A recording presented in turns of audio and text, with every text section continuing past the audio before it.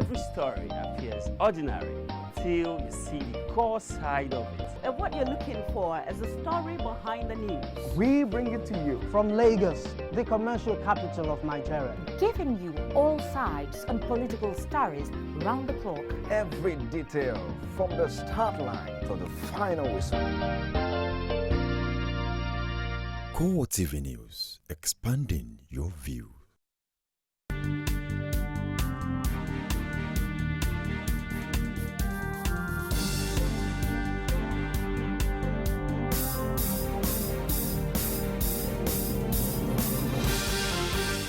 Good evening and welcome to CoreTV Primetime News. I am Omotayo Alo. In our major story, reports just reaching us says 2 bomb explosions went off Wednesday evening at Dardin Cowell Motor Park on Biu Road in Gombe Town and has left many dead.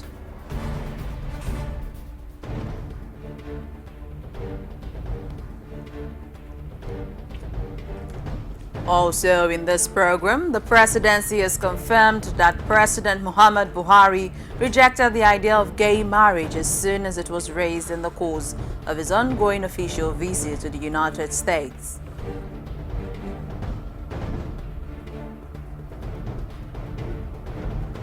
Federal High Court sitting in Owerri, the Imo State capital, today dismissed the petition filed by the PDP governorship candidate in Imo State, Emeka Igboha, challenging the victory of Governor Rochas Okorocha in the just concluded 2015 governorship election. Outside Nigeria, U.S. Defense Secretary Ash Carter visits Saudi Arabia as part of a regional tour aimed at convincing skeptical allies about the benefits of the Iran nuclear deal. And now the news in full. Report just reaching us says 2 bomb explosions went off Wednesday evening at Dardin Cowell Motor Park on B Road in Gombe Town and has left many dead. Details and casualty figures are unclear as at the time of filing this report, but an eyewitness who spoke with CoreTV News said it was as many as 20 people immediately lying lifeless as a result of the blast. Gombe State is located in the northern eastern part of Nigeria. We bring you details in subsequent bulletins. President Muhammad Buhari on Wednesday said that he would work very hard to sustain the current goodwill his government had received at home and abroad. The president, who was reacting to a question after his address at the United States Institute for Peace in Washington, D.C., on how he intended to leverage on the enormous goodwill being enjoyed by his administration amidst the huge expectations of the people, said despite his perceived slowness and the reality of lack of resources, he would work very hard so that people would see and believe that we are trying and can deliver, hopefully become less critical. President Buhari, while acknowledging the huge challenges confronting his administration, such as the crash in the price of crude oil, its theft, pipeline vandalization in the Niger Delta, hostage-taking and insecurity in the Northeast, restated his determination to sustain the goodwill by working very hard. In his main speech to the distinguished audience, the president also reaffirmed that despite our current challenges, Nigeria's commitment to good governance, anti-corruption, democracy and security of lives and property remains firm on the required external support in the anti-insurgency and terrorism campaign. He expressed regrets that the lack of weapons by the military in the fight against insurgency has slowed the rates in winning the war. He is quite optimistic that the support from U.S. will go a long way. President Muhammad Buhari on Tuesday in the United States vowed that his administration would trace the accounts of individuals who took away ill-gotten oil money, freeze, recover, and prosecute the culprits. Reacting to questions from members of Nigerians in diaspora organization in the United States and Canada at the Nigerian Embassy in Washington, D.C. on the 3rd day of his visit, the president lamented that corruption in Nigeria is virtually developed into a culture where honest people are abused. According to him, 250,000 barrels per day of Nigerian crude oil has been stolen and people sell and put the money into individual accounts. adding that the United States and all the developed countries are helping U.S. to trace such accounts.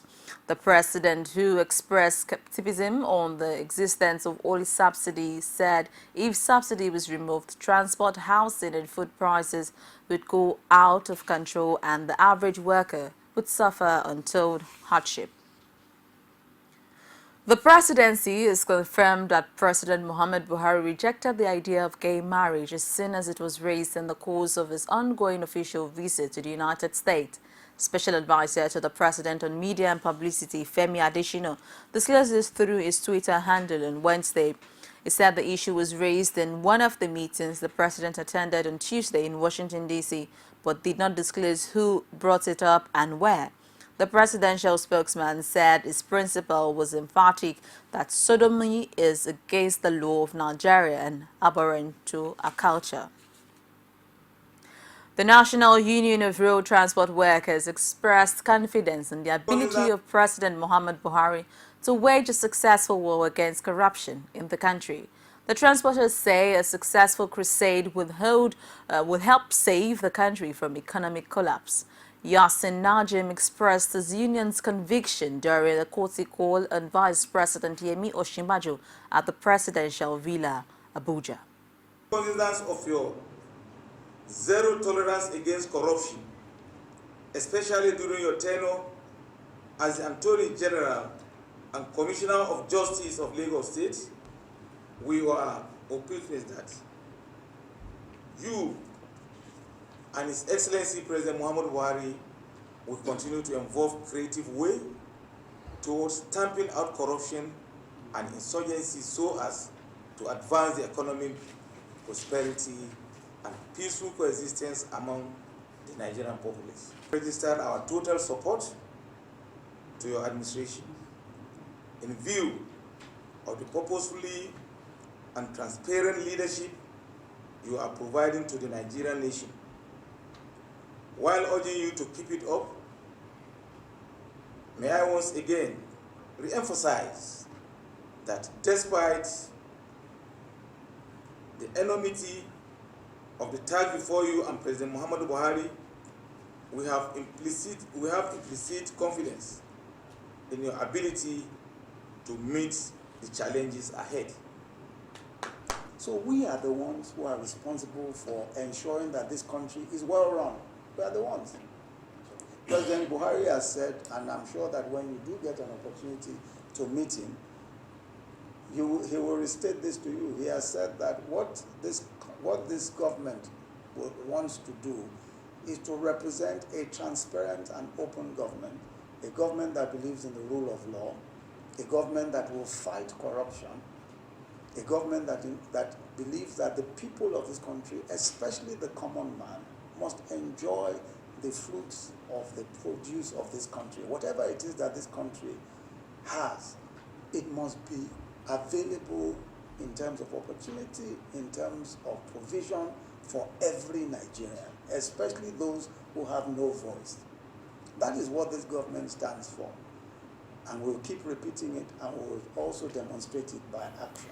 A federal high court in Abuja has refused to grant an interim order stopping the appointment or selection of Senate Minority Leader pending determination of a suit challenging the right of former governor of Akwa Ibom State, Godswill Akpabio, to aspire for the position. The plaintiffs, Alaye Pedro and Okechukwu Ibe, had in their expatriate application indicated that Akpabio had been tipped for the position in breach of the Senate standing order, which forbids a first-term senator from any principal office of the Senate. But Justice Gabriel Kolawole, after hearing the plaintiff's lawyer, B.J. Akomolafe, noted that the plaintiffs are not members of the Senate and therefore lack the local standing to file the suit. The judge then adjourned the main suit till October 5 and opted to return the case file to the Chief Judge of the Federal High Court, who will reassign same to another judge when the court resumes from its ongoing vacation. Senate President Bukola Saraki and Akpabio are the first and second respondents. All the senators elected on the platform of the People's Democratic Party from the South were also listed on the charge sheet. The Department of State Service, DSS, has released the former Chief Security Officer to former President Goodluck Jonathan, Gordon Obua, from detention. Obua was released barely 12 hours after he was paraded before newsmen at the DSS headquarters to quash rumors about his death in custody. The detained security personnel who seized the opportunity of the unscheduled news conference on Tuesday to speak on the state of health was released after 5 days in detention. Obua, who is himself a DSS operative, was said to have been grilled as part of investigations into the defense spending under the Jonathan administration. We take a break now, and when we come back, we'll be back with more stories. Stay tuned.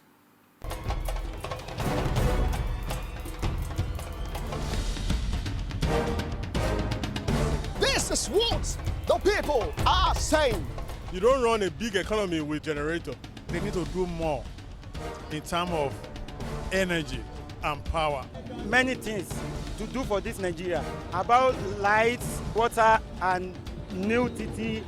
For Nigerians that are not gullible, we know that good laws have done nothing good for this country. Buhari won the election convincingly. Talk to our husband that you should keep promise about what you said, and because people are watching you, you know, another election is coming. Because some people will stand for Yoruba land, will be strong man, you don't die. This nation is moving forward. The best is going to take place. The people giving voice to the voiceless. Welcome back. If you're just joining us, it's CoreTV Primetime News, and here's a reminder of our major story. Report just reaching us says 2 bomb explosions went off Wednesday evening at Dardin Cowell Motor Park on B Road in Gombe Town and left many dead.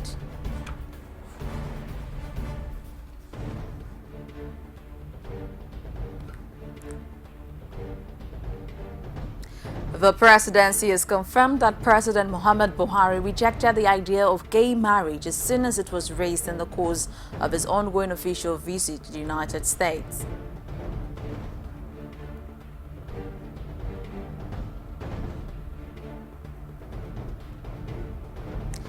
Federal High Court sitting in Owerri, the Imo State capital, today dismissed the petition filed by the PDP governorship candidate in Imo State, Emeka Idoha, challenging the victory of Governor Rochas Okorocha in the just concluded 2015 governorship election. And for more news and information, do also visit our social media platform, facebook.com/CoreTV News. You could follow us and also tweet at us at our Twitter handle @CoreTV News NG. Get more information on our YouTube channel, youtube.com/CoreTV. Leave a space and news. Lagos State Governor Akinwumi Ambode on Tuesday urged residents in the state not to be afraid to speak out against sexual and domestic violence, saying that it was the first step to waging a war against perpetrators of the act. The governor, who spoke when he received the Lagos State Domestic and Sexual Violence Response Team at the Lagos House, Alausa, Ikeja, assured that the state government is ready to protect the identities of those who volunteer to report cases of domestic abuse and sexual violence. Ambode expressed concern about the rampant cases of rape and domestic violence, also promised to put in place an institutional framework that would make the Lagos State Domestic Violence Law of 2007 viable, saying that it will stop at nothing to protect the interests of women and children in the state. Reactions have continued to trail the dissolution of local government chairmen in Plateau State. The chairman of the councils who had obtained the court order restraining the governor and his representatives from sacking them are crying foul, fighting to ensure that they regain their offices. Our Plateau State correspondent has more in this report presented from our studio. Speaking on behalf of the council chairman at the Plateau Police Command, the Secretary of Argon and the Chairman of Mangu LGA, Caleb Mutfawang, stated that the parties to the suits that initiated the restraining court order included the State Attorney General of the Federation, the State House of Assembly, and he argued that the position of the state government that it has not appointed a State Attorney General before the dissolution of the LGA voided the action of the state government. It's the Attorney General of the Federation, the Attorney General of Plateau State, and the Plateau State House of Assembly. Now let me say this, that the office of the Attorney General, whether at the state or at the national level, is a constitutional office. It never ceases to exist. And so even if you are going to sue the governor or the president, it usually would be served through the Attorney General. Mutfawang said the matter in question restrained Governor Lalong from dissolving the LGAs in the state. This, according to him, informed their visit to the police commissioner. He says the action of the governor has prevented them from performing their constitutional duties.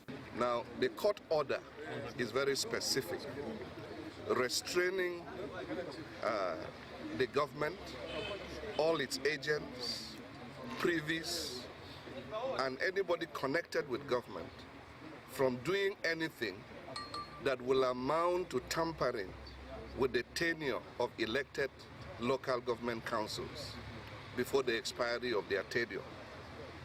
And that also means that the House of Assembly cannot consider the list of caretaker committees because that will be in contempt of the court order. He added that the council chairmen are hopeful that when the courts return from vacation, it will adjudicate in their favor. Now let me make this very clear, that this issue is not about the council chairman. It's about the rule of law. It's about good governance. It's about respecting the mandate and wishes of the people of Plateau State. It's not about the council chairman. And therefore, what will happen if this impunity continues is left for the people to decide.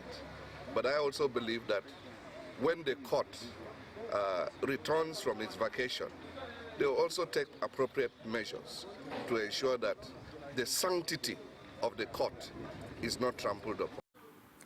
The Rivers State Governorship Election Petition Tribunal sitting in Abuja is set a July 27 date to rule on an application challenging its jurisdiction to hear the petition. At the resumed sitting, Emmanuel Ukala, counsel to Governor Nisim Wike, urged the tribunal to first address the issue of jurisdiction before deciding on all motions. According to him, the court could not make any order which can affect any of the parties once an issue of jurisdiction is before it. Counsel to the Independent National Electoral Commission, Onyekachi Ikpezu, also faulted the transfer of the case from Rivers to Abuja. He noted that there is no state of emergency in the state to warrant the transfer. Ikpezu also cited Section 285, subsection 2 of the 1999 Constitution to support his submission. Respondent counsel to the petitioner, Akin Olujimi, urged the tribunal to dismiss the application, arguing that the transfer of the case to Abuja is at the discretion of the President of Appeal Court.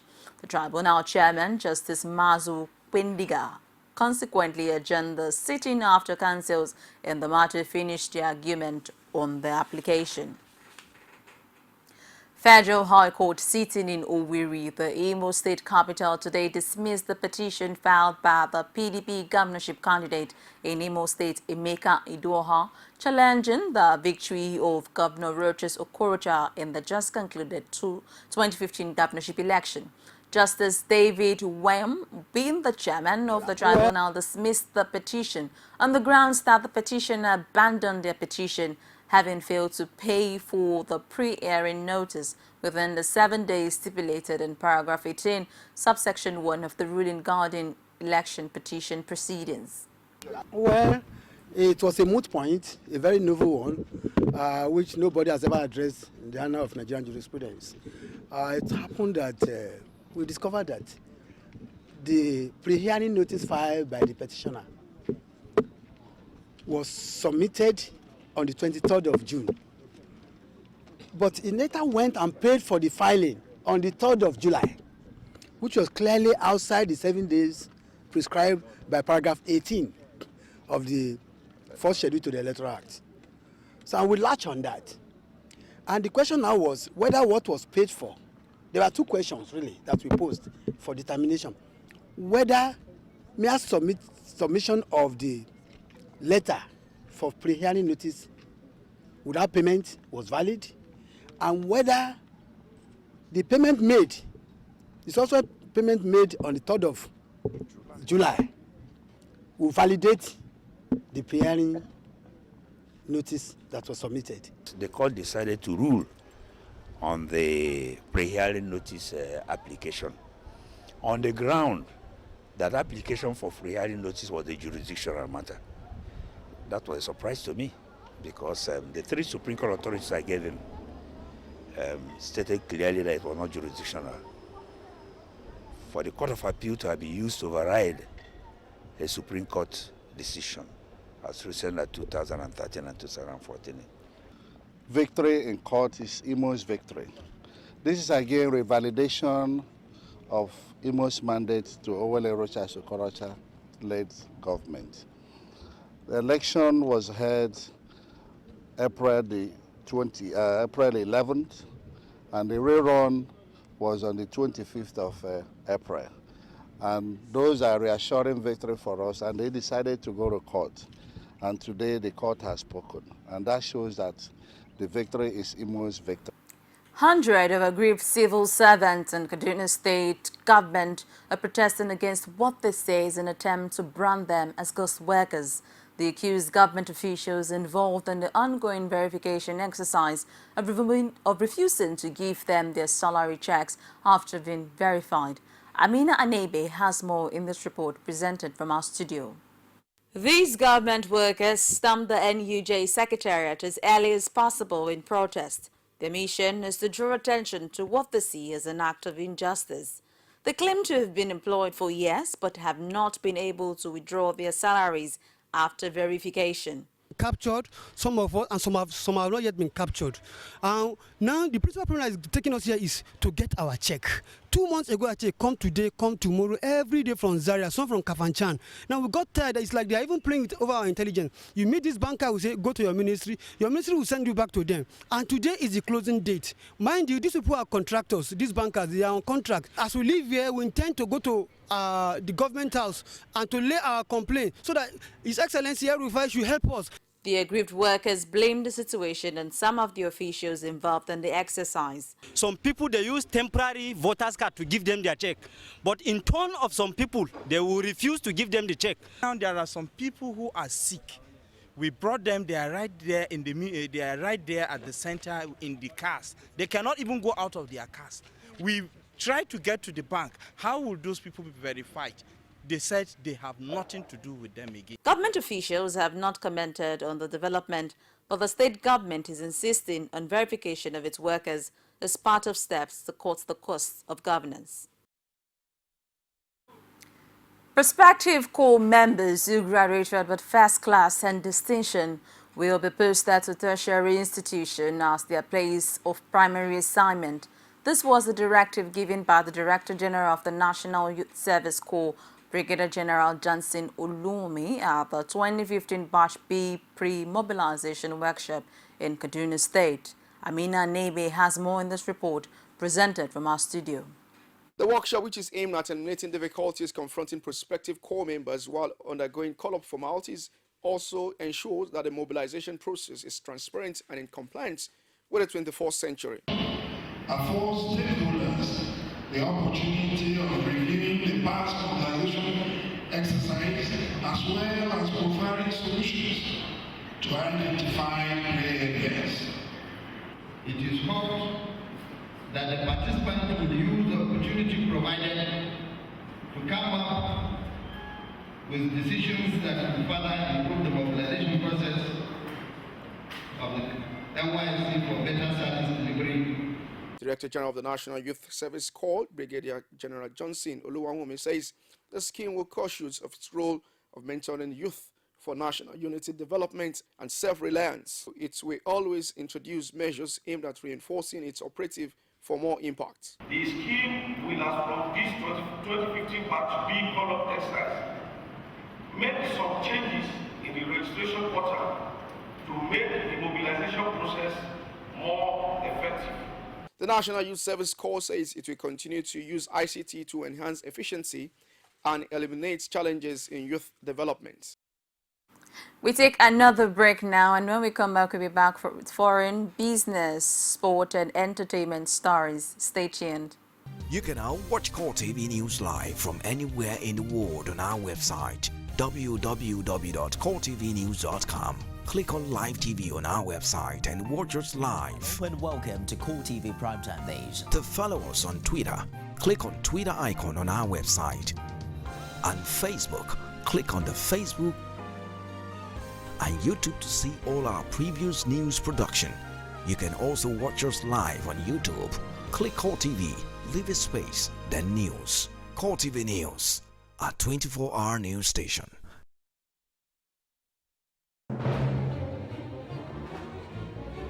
Is it crazy or autocracy?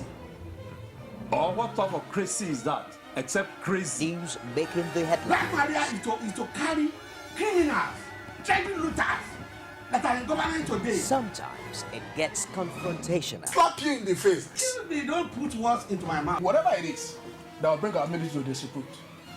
I said to hell. On Core Digest. I want to know why I should be believing them. Every weekday, we bring all of these together and take them to the court of public opinion. Everybody has the right in Nigeria. Where you are the judge.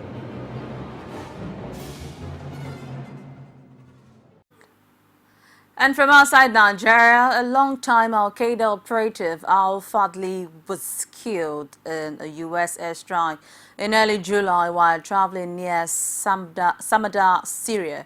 He was the leader of a network of Al-Qaeda operatives called the Caution Group. Al-Fadli also was involved in the terrorist attacks that took place in October 2002, including against U.S. Marines on Faulaka Island in Kuwait and on the French ship MV Limburg.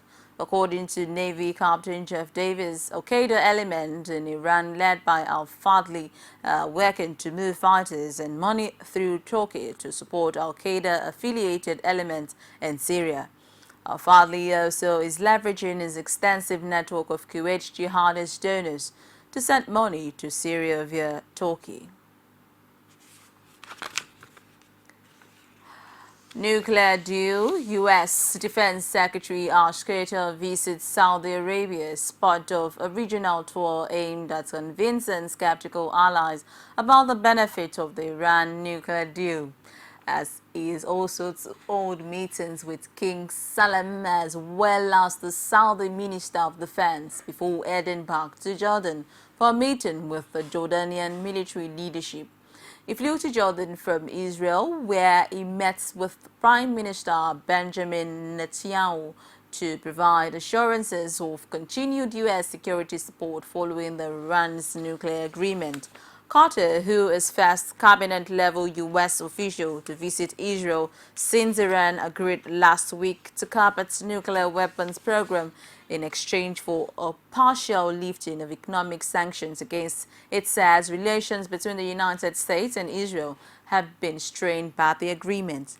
Director of Tel Aviv's Institute for National Security Studies, Amos Yadlin, called it a highly problematic agreement that entails risk in Israel's national security.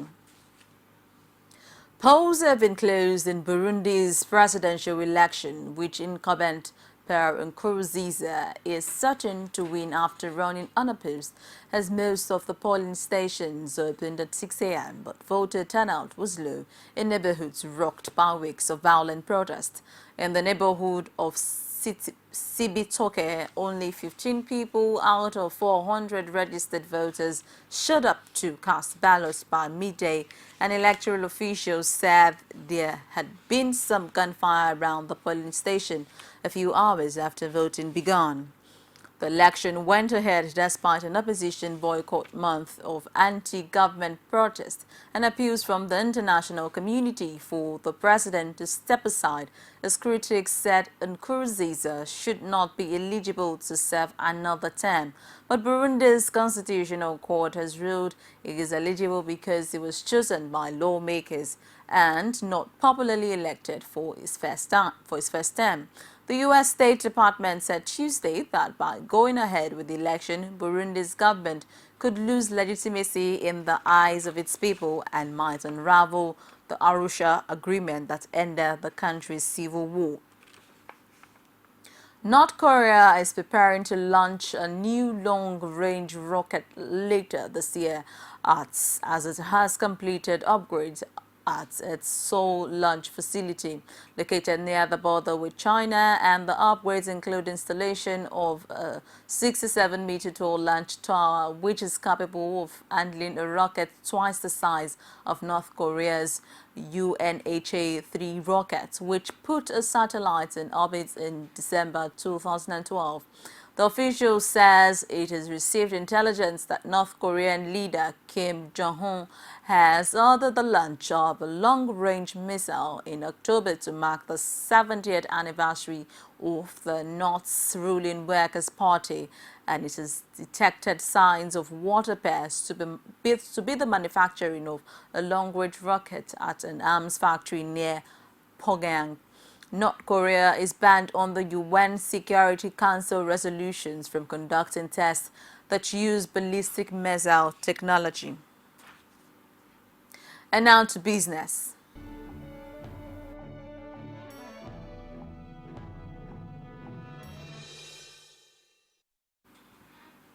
Vice President Yemi Osinbajo, who is also the chairman of the National Economic Council, and Abdulaziz Yari, governor of Zamfara State, who is chairman of the Nigerian Governors Forum, met yesterday over the pending special bailout package from the Central Bank of Nigeria to states of the Federation. At the inaugural meeting of the NEC, President Muhammad Buhari had approved a special intervention fund in form of a soft loan of between 250 billion and 300 billion solely for the purpose of clearing the backlog of unpaid salaries in about 18 states. The three tiers of government have since shared about $2.1 billion being processed from the Nigerian liquefied natural gas to the Federation account. As part of the president's approved bailout, CBN Governor Godwin Emefiele had also directed state commissioners for finance to ensure that the state access the special intervention fund. The CBN governor is currently in Washington, D.C. alongside 5 state governors as part of the president's entourage. The Nigerian Civil Aviation Authority has confirmed the air return plane from Abuja on Tuesday afternoon. According to a statement from the General Manager, Public Affairs of NACA, Fan Undubuoke, the aircraft, which took off from the Murtala Mohammed Airport domestic terminal at about 3 p.m. to Abuja, Lagos, developed technical problem and made an air return as the normal procedure. The aircraft, with 141 passengers on board on arrival at the international wing of the Murtala Mohammed International Airport, Lagos, had its passengers transferred to another aero aircraft, while some demanded the refund of their fares. Some of the passengers, according to Undubuke, rescheduled their flights for today. It said NECA would further examine what actually happened during the flight, but assured the public of the agency's commitment to safety and security of passengers.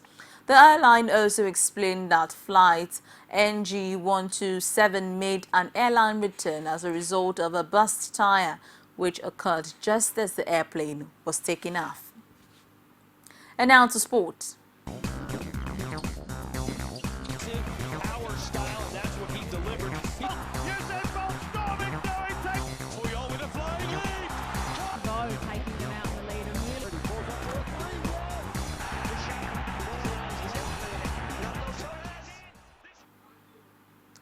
Julian Draxler appears to be on his way to the Serie A champions, and his agent is optimistic the deal will go through for a fee well below his exit clause, and his representative believes an offer in the region of 25 million would be enough for Juventus to lure his client away from Schalke this summer.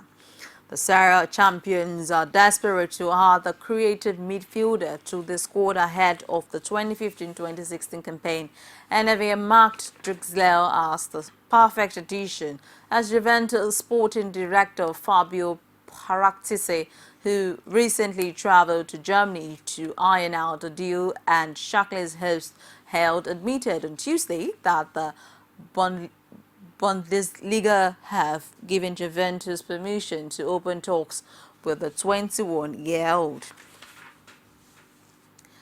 Memphis Depay scored his first Manchester United goal in 3-1 pre-season win over Major League side St. Joe's Earthquakes, as it took advantage of a poor back pass to score United's seconds 8 minutes before half-time. Juan Mata at earlier put Luis van Gaal's side in front before Fatah Alicia pulled one back for the host, and Andres Pereira scored the third for United, who were watched from the stands by ex-boss Sir Alex Ferguson. The Red Devils have won both games of their United States tour so far, while they can expect a much tougher test when they face Spanish champions Barcelona in Santa Clara on Saturday. British comedian Simeon Brogdon to be charged with trespassing by Swiss authorities after interrupting Sepp Blatter's news conference and showering the FIFA president with fake money. He will be charged for trespassing because he wasn't allowed to enter the building as Blatter altered the news conference after Brogdon, whose stage name is Lee Nelson, threw fake banknotes at him. The comedian, who also interrupted Kanye West's Glastonbury set, almost boarded England's plane en route to 2014 World Cup in Brazil, and also attempted to warm up with Manchester City players before a Premier League match against Everton in 2013. And now to entertainment. Kanye West and Oscar-winning director Steve McQueen recently teamed up on a short film, and the result will be unveiled at the Los Angeles County Museum of Art on Saturday, July 25. The short film installation would run 4 days only, so a museum spokeswoman said. The film runs 9 minutes. It will be played on the ground floor of LACMA's Broad Contemporary, and those with a general admission ticket during regular museum hours can enjoy the film. The short film installation featuring rapper West was shot in one take at a historic dockyard outside London. An official synopsis of the short film has not been released yet. Unofficial clips of the short film, which were uploaded to YouTube, showed West bobbing and weaving while mimicking the lyrics of a song played in the videos. A reimagining of animated classic movie Sword in the Stone is in the works at Disney. Multiple sites have confirmed that the Mouse House has developed a live-action remake of the 1963 musical fantasy comedy film that was based on White's 1938 novel of the same name. Stone tells the story of a 12-year-old orphan named Arthur who became king after removing a sword from an anvil in London. Game of Thrones writer Brian Cogman has been booked to pen the script for the live-action remake. He has teased his involvement in the project by sharing a picture on Twitter trying to pull the sword in the stone at Disneyland. He simply captioned the pic with research. Brian Taylor, who is producing John Favreau's live-action version of The Jungle Book, will serve as producer for The Sword in the Stone remake. All the details of the project are currently unavailable. Disney currently has a bunch of other live-action adaptations on its slate, including Emma Watson starring Beauty and the Beast, The Little Mermaid, and Aladdin, Perkle, Janice, among other titles. And that's the story we have for you tonight. But here's a quick reminder of our major story. Report just reaching us says 2 bomb explosions went off Wednesday evening at Darden Cole Motor Park on View Road in Gombe Town and has left many dead.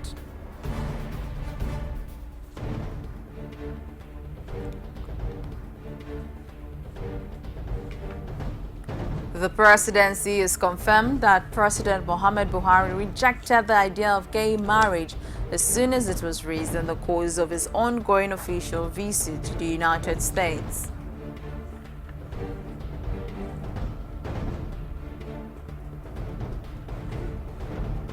Federal High Court sitting in Owerri, the Imo State capital, today dismissed the petition filed by the PDP governorship candidate in Imo State, Emeka Idoha, challenging the victory of Governor Rochas Okorocha in the just concluded 2015 governorship election. It's a wrap on CoreTV primetime news at this hour. Thank you so very much for watching. I remain Omotayo. Alo.